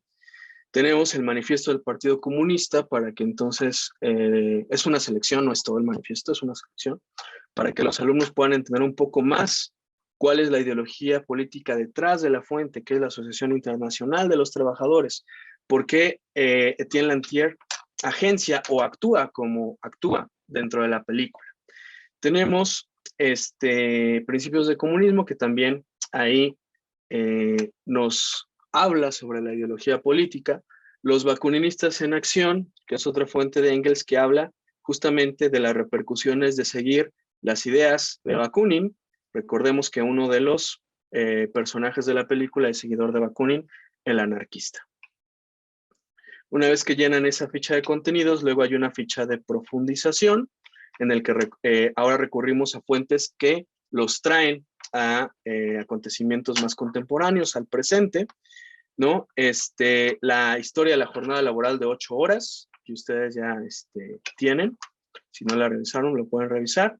Y 2 ejemplos, uno, exitoso dentro de la historia de la clase obrera, como fue pues, la Unión Soviética y todo lo que los obreros, todo lo que la clase obrera pudo obtener gracias a ese triunfo. Y esta fuente es buena porque aparte tiene parte de la degeneración de la Unión Soviética, ¿no? También la crítica que se hace a el proceso de burocratización. Y finalmente, una huelga en Estados Unidos de la General Motors, de la UAW, donde se habla también de la participación del sindicato en la huelga, lo cual es importante porque entonces ahora, en el mundo presente, la clase obrera ya tiene más herramientas justamente para poder luchar por mejores condiciones de trabajo, como son los sindicatos, pero esta fuente también habla sobre el problema de la corrupción de la burocracia sindical, y que muchas veces esta burocracia, estos líderes sindicales, que pues también existen en México y en todo el mundo, pactan con la patronal o con la burguesía. Entonces ahí tenemos esa ficha. Tenemos una tabla de posicionamiento donde los estudiantes comienzan a redactar su respuesta a la pregunta histórica que les mostré al principio. Luego hacen un pequeño ensayo tratando de utilizar las fuentes en contraste con la película, ¿no? Hacen un ensayo escrito y posteriormente pues su videoensayo, ¿no? Ya con todo este trabajo que han realizado, hacen el videoensayo de crítica cinematográfica. Entonces, para ver nada más uno de los trabajos de los estudiantes.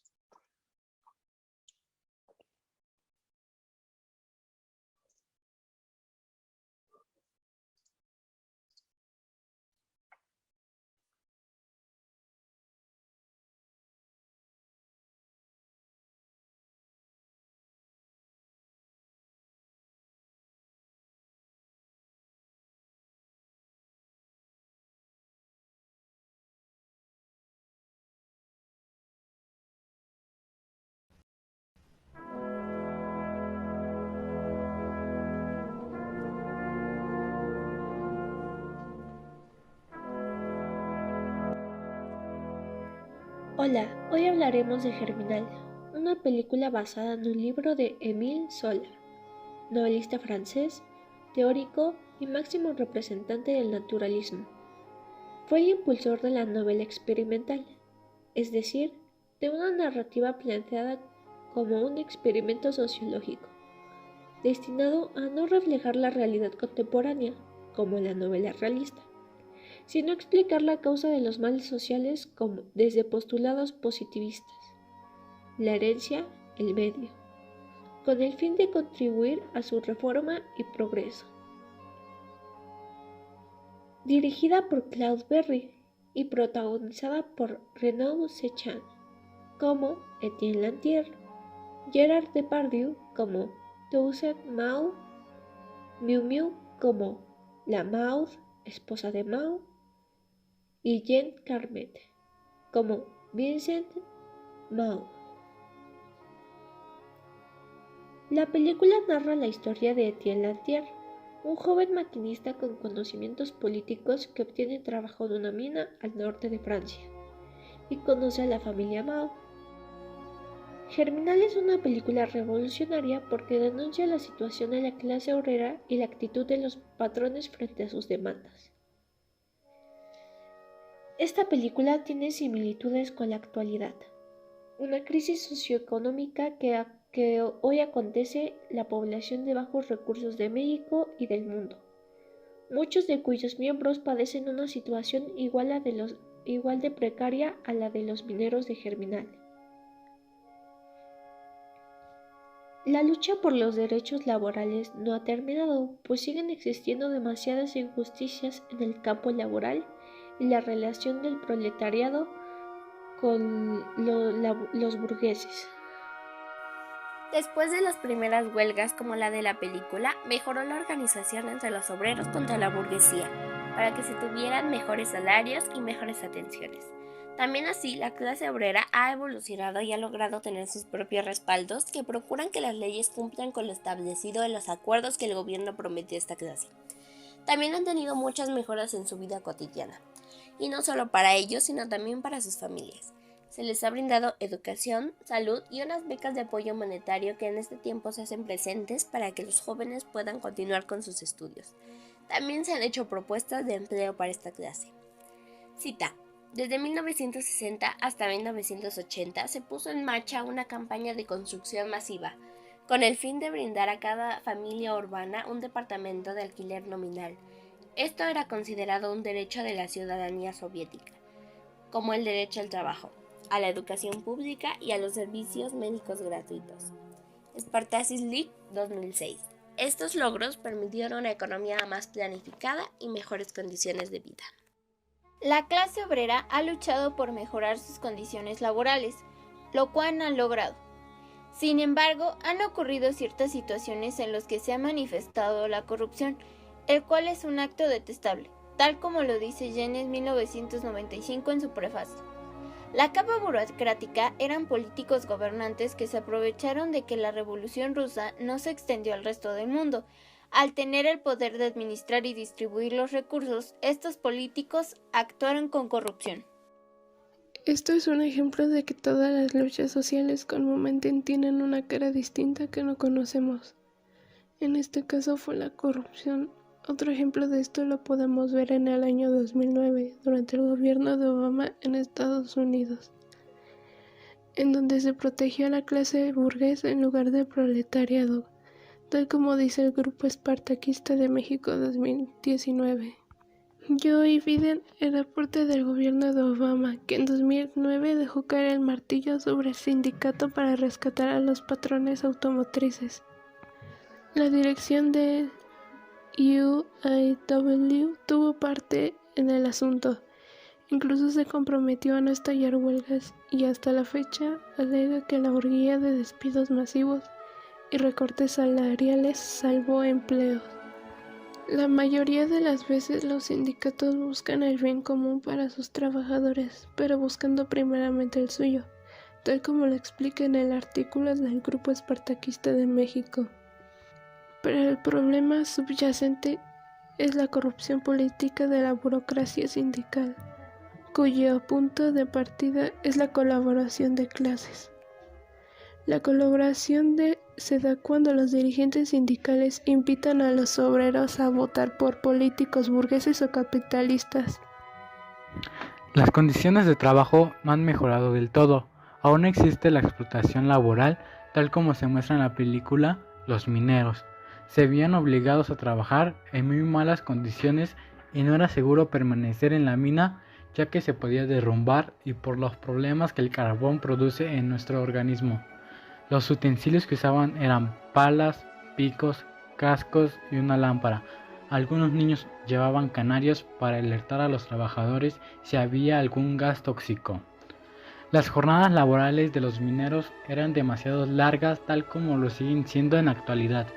A pesar de que muchos países redujeron las horas semanales de trabajo, 8 horas al día, 5 días a la semana, esa es la jornada laboral tipo en los países desarrollados, con excepciones que siguen existiendo en algunos países de América Latina, donde se puede ir a las 48 horas contando el sábado, al igual que como máximo en Europa y otras a la baja como Francia, que marca una jornada de 35 horas semanales, aunque apenas se cumple, o Alemania, donde los obreros del sector metalúrgico lograron el año pasado una reducción a 28 horas semanales.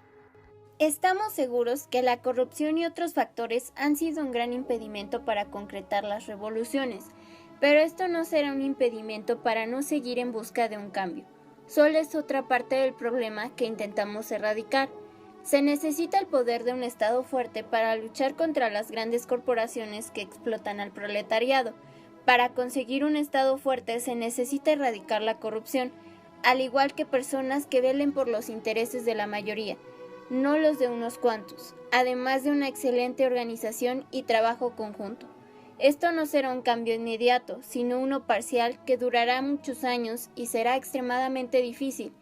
Pero como dijo Séneca, per asperat astra, a través de las dificultades a las estrellas. Como mencionamos, en el momento en que se plantearon las huelgas de los obreros en contra de la burguesía, marcó un antes y un después en la historia de los proletariados. Se consiguieron varios derechos, mejoraron las oportunidades y los salarios. Claramente mejoró la situación de la mayoría de los trabajadores, pero que algo que está mal mejore no significa que sea bueno, solo es menos malo. Bien podemos decir que no estamos cerca de llegar a la meta.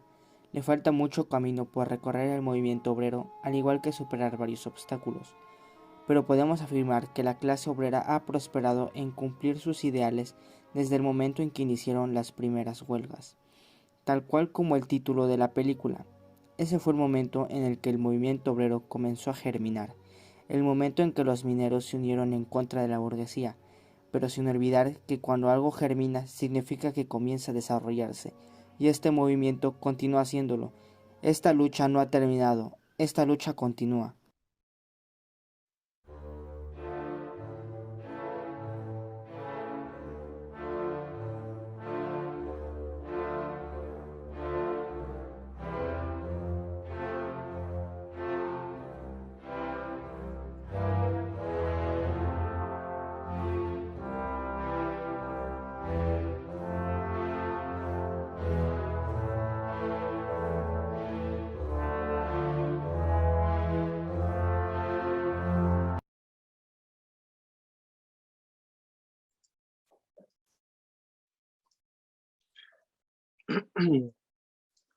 Bien, entonces, pues bueno, este fue uno de los trabajos de los alumnos y pues bueno, nada más como comentario adicional, la idea también de este video ensayo es justamente comparar y corroborar con más fuentes de información, justamente para tener pues una idea más sofisticada, más fundamentada y en ese sentido pues aumentar el universo de la discusión.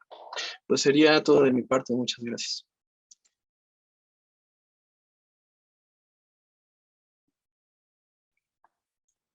Muy bien, muchas gracias, maestro Francisco.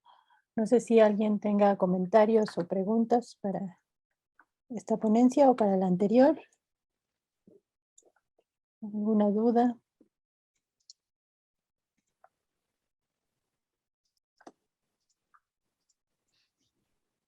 Yo. No he levantado la mano, pero sí la voz. Muy bien, sí, maestra Mireya, adelante. Hola, bueno, felicito las dos presentaciones excelentes. Y bueno, comentando de la primera, de la de Abigail, de verdad que, bueno, no cabe duda que cuando te la desmenuzan la película, le encuentras cantidad de virtudes y de situaciones y de ejemplos y de cosas que no viste, ¿no? En cuanto a, por ejemplo, esta de Macario, ¿no? Que yo la vi hace algún rato. Yo nada más, algo que yo ya había comentado anteriormente, cuando se habla mencionaba Abigail acerca de que se consideraba la película tal vez como la puerta de cierre para el cine de oro mexicano. Y yo ahí insisto en que tendríamos que poner entrecomillado a ese concepto, porque para mí, o sea, viendo cada vez, ahora sí que la edad va ayudando a tener experiencia por acumulación de conocimiento. Y yo comentaría que las películas que vinieron después de ese momento, que podríamos decir que aquí es una división, yo no sé si pueden decirse que ya no son de oro, ¿no? O no valen oro. En el cine en el momento del cine de oro mexicano hubo también películas feísimas, terribles, huecas para rellenar de a montón. Y yo consideraría que lo que pasa es que lo que viene posteriormente es mostrar las realidades, y eso no le va a gustar mucho al espectador mexicano.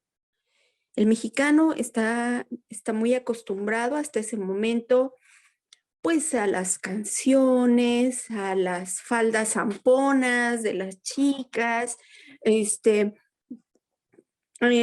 a las historias así, algunas melosas, otras sí melodramáticas que se cuentan en esa época, pero que vengan películas que nos van a hablar de la realidad mexicana, pues para muchos mexicanos las van a descalificar. Y yo creo que si revisamos con calma el cine mexicano de los 60s para acá, de los 70s para acá, de verdad que hay muchísimas películas muy valiosas. Miradas tal vez con esta óptica de ahorita, con esta óptica de género, con esta óptica de tolerancia, con otras cuestiones que se han trabajado o se han alertado mucho en estos últimos años, creo que serían sumamente interesantes. Entonces, yo cuestionaría si ese concepto, ¿no? Pero claro, yo sé que pesa mucho desde el análisis cinematográfico en México, y así lo definen, pero yo, la verdad, en lo particular, yo no estoy de acuerdo con llamarlo, o sea, que después vino como lo feo, no. Y que resucitó con cilantro y perejil o algo así por esa época, ¿no? Ay, se me olvidó ahorita, donde sale Bruno Bichir y Marta Zabaleta, se me olvidó, que dicen que ahí empieza nuevamente el renacer del cine mexicano. No, yo creo que sí hubo un muy buen cine, y fue un cine de denuncia de las realidades mexicanas, y eso no gustó. Y también hubo cosas espantosas, por supuesto, pero como en todo. En cuanto al maestro, híjole, me voy a sentar con muchísima calma a ver todo lo que nos recomendó. Yo vi la de Martín, el regreso de Martín Guerra, ¿verdad? Martín Fierro es el de Argentina, creo. No lo quiero equivocar. Martín Guerra. Sí, Martín Guerra. pero no lo había visto con la visión que ahorita nos describió. No cabe duda que es otra cosa. Y bueno, este trabajo también de Germinal es maravilloso ejemplo para poner para como que los alumnos palpen, ¿no? Realidades. Muchas felicidades a los dos. Muy buen trabajo, muy buen trabajo. Gracias. Gracias. Bueno, pues estamos sobre tiempo, son 5:59. Quisiéramos que tener más tiempo para seguir discutiendo tanto Macario como Germinal, que bueno, da muchísimo para reflexionar, sobre todo el trabajo minero. Que, bueno, yo pensaba en la situación de algunas fuentes de denuncia de la huelga de Cananea, ¿no? Cuando decían, pues, ¿cuánto ganamos, no? Hicimos los cálculos, de hecho en una clase hice los cálculos con los alumnos sobre cuánto necesitaban para vivir, más o menos como 23 pesos, o sea, viviendo mal, pues, pero ellos ganaban 5, ¿no? O pedían 5 en realidad. Entonces, todas estas circunstancias que bueno, nos remiten a analizar el trabajo, a analizar los derechos laborales, a analizar incluso qué sucedía alrededor de la internacional, ¿no? Y cómo se interpretaban esas ideologías, ¿no? Entonces, bueno, da para muchísimo. Ojalá en las siguientes sesiones o en el siguiente episodio de este seminario tengamos más de ustedes. Estamos pensando, bueno, yo les propongo, si tuvieran alguna otra pregunta que no nos dé tiempo de resolver en esta sesión, quizá nos quisieran mandar a nosotros las preguntas, y si los ponentes están de acuerdo, pues responderles, mandarles sus preguntas para que nos respondan, y bueno, hacer como este cruce de información para aprovechar, digamos, las inquietudes de todos los presentes. No sé si maestra Erika, maestra Alejandra tengan algo más que compartirnos. ¿O qué se me está pasando? Maestra Erika. Sí, está primero el profesor Ernesto. Ok, maestro Ernesto, díganos, por favor. Bueno, es una duda respecto al seminario. No sé si en el transcurso de este mes, antes de la siguiente sesión, pudieran brindarnos, no sé, los lineamientos para el trabajo final, para irlo haciendo, irle avanzando, ir pensando de qué lo vamos a hacer. Claro que sí. Eso sería todo. Lo hacemos a la brevedad para que tengan tiempo suficiente de ir pensando, como dices, maestro Ernesto, el tema que quieran manejar. Y bueno, los esperamos para la siguiente sesión. Maestra Erika, ¿algo que quieras compartirnos? Sí, bueno, yo quisiera felicitar tanto a la maestra Abigail como al maestro Francisco. Excelentes exposiciones. Impresionante todo, y me encantó la forma en que organizaste tu classroom, Francisco.